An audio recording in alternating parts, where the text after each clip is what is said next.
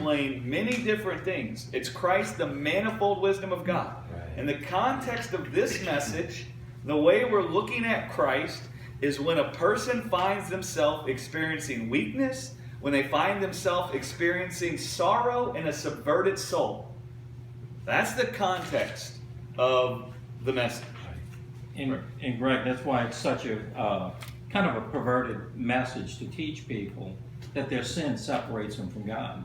Because believe it or not, it's when you are weak and you find yourself in weakness that you should be drawn to God. Yes. You see what I'm saying? Not to earn His favor, but because it's a natural thing to do to go to your dad when you're struggling. Yes. Bingo.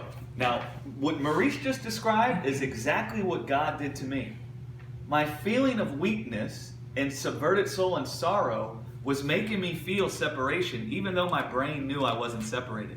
But when God came and revealed to me that even Jesus experienced this, and He squashed the idea that the weakness meant that I wasn't as I ought to be. Do you know what it did?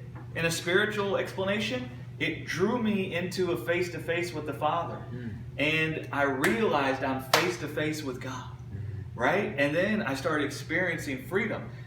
If you believe you're not as you ought to be, it doesn't matter if intellectually you know you're in the presence of God. Oh, yeah. You won't be experiencing face-to-face. Right. Yeah. Yes. Right? Yeah. And so what God did to help me experience face-to-face in the moment of weakness was He came and told me that this weakness isn't a sign you're not as you ought to be, Greg.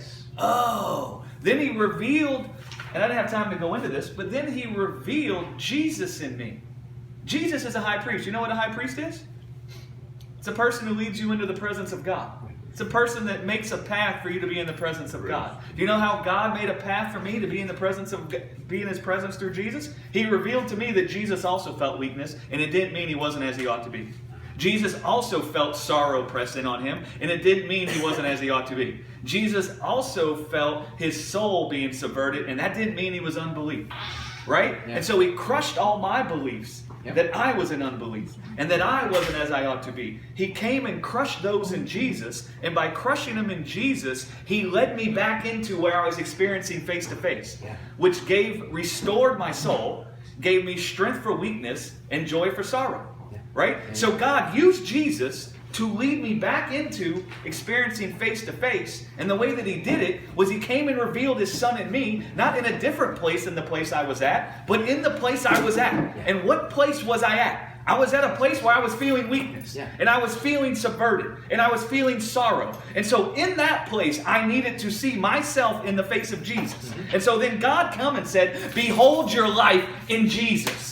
And then I could see Jesus feeling the weakness I felt when He hung on the cross. And then I could see Jesus feeling pressed in on when He was hanging on the cross. And I could see that in Jesus, He was never in unbelief. Right. That doesn't mean I'm in unbelief. I could see just because Jesus felt weakness doesn't mean He wasn't as I ought to be. That means I'm not as I ought to be because I feel weakness. You know what that did? That led me back into the place where I was experiencing face-to-face with God. Yes. Which turned my Lord, what's going on? Where are you at? What's happening in my life? If I'm being conquered, they're circling me. I feel like my life is about to end. To the Lord is my shepherd, I do not lack.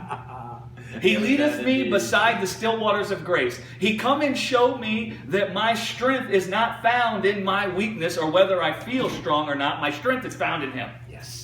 He caused me to lie down in the tender green grass. He come and put my soul to rest by telling me that the feeling of weakness does not mean that I'm not as I ought to be. Right. The pressing in on my soul isn't a word that I'm in unbelief or His strength is far from me. You see? Yeah. And in that, He used the Christ as my high priest to be a light unto my feet and a lamp unto my way and lead me back into the place where I was experiencing face-to-face with God.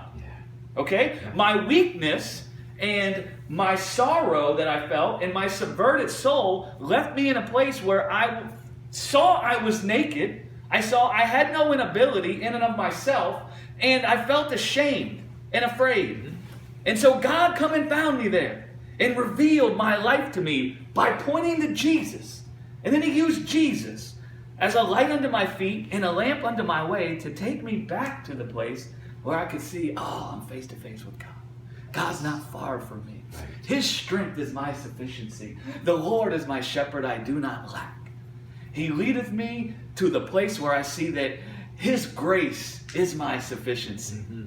Right? Yes. That when I'm in weakness, His strength will be made strong. Yeah. He brought back rest to my soul.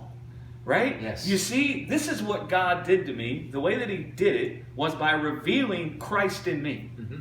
By interpreting my life through Jesus. That's how He did it. Right? Yeah. Yeah. And that's really what it means to be the high priest.